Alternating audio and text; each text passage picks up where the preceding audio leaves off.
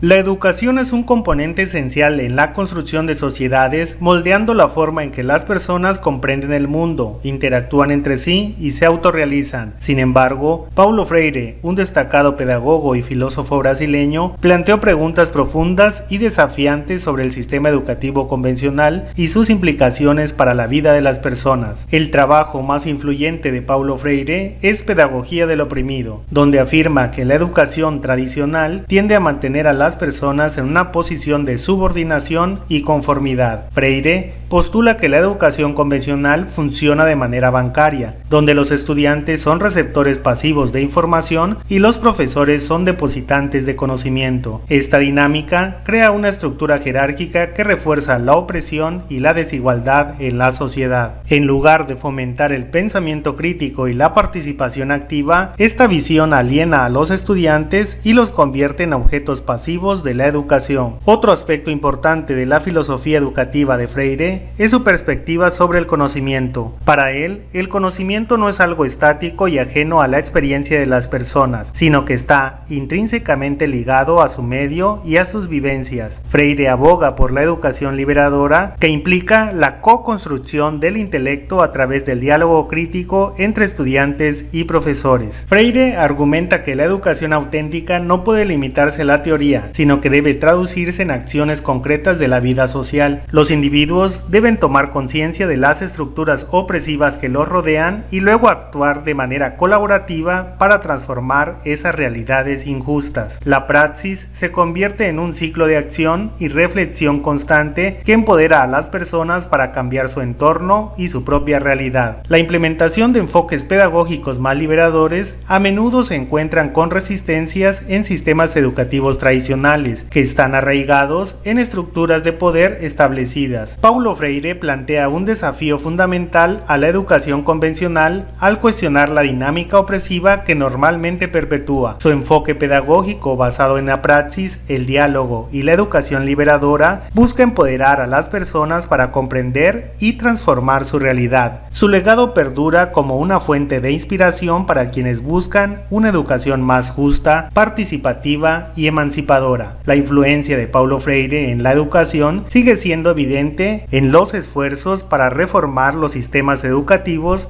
y promover la equidad global. Te invito a compartir este video y suscribirte al canal Jorge Innova para que esta información llegue a más compañeros. Ahora que conoces más sobre Paulo Freire y el problema que plantea la educación, te invito a adaptar estos conceptos a tu práctica docente. Saludos y hasta luego.